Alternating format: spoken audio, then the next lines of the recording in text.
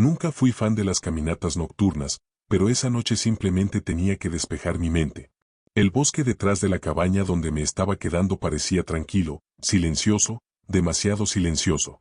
Ni insectos, ni viento. Solo el crujido de mis botas sobre la tierra húmeda.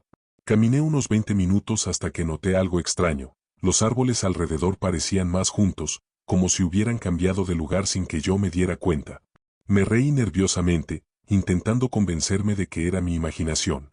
Y entonces lo escuché. Un chasquido, seco, justo detrás de mí. Me giré rápido, iluminando con la linterna. Nada.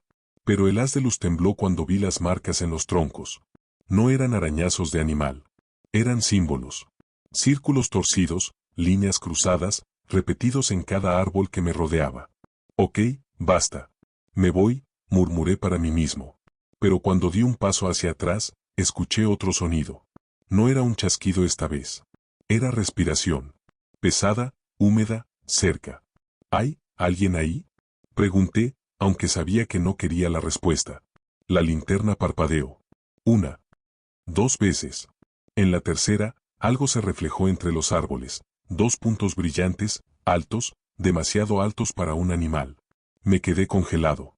La respiración se hizo más fuerte, casi encima de mí. Luego, un susurro áspero, como hojas arrastradas.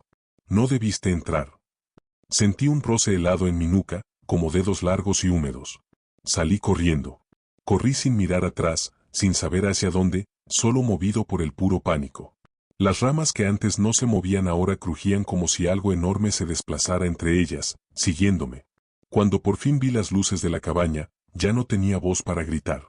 Cerré la puerta con fuerza, temblando, intentando convencerme de que había escapado. Pero a veces, cuando cae la noche, aún puedo oír esa respiración en la ventana. Como si estuviera esperando a que vuelva al bosque. Y lo peor es que, a veces siento que quiere decirme algo más. Algo que no alcanzó a susurrar esa noche.